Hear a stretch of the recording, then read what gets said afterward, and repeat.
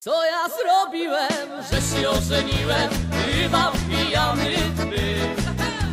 Zamiast Marysi to wziąłem Krysię. Jak ja teraz będę żył?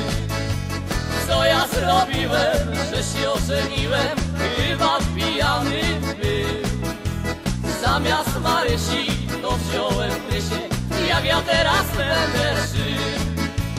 Hej ja, hej, kawalerowie, hej ja, hej ja, hej, hej, hej ja, hej, kawalerowie, hej ja, hej ja, hej.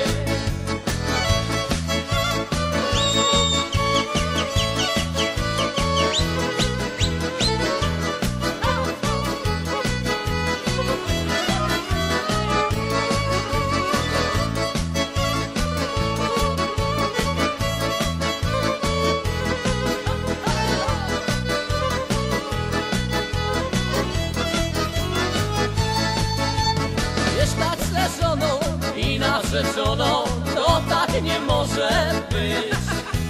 Jak mnie zobaczą, to zaraz płaczą i chcą mnie w mordę bić.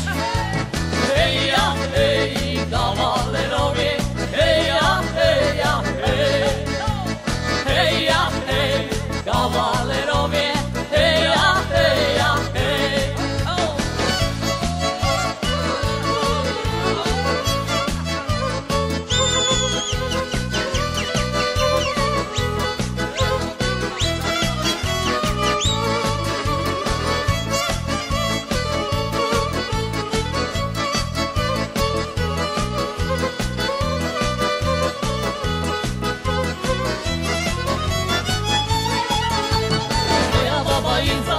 Na mnie do księdza takiego pijanego.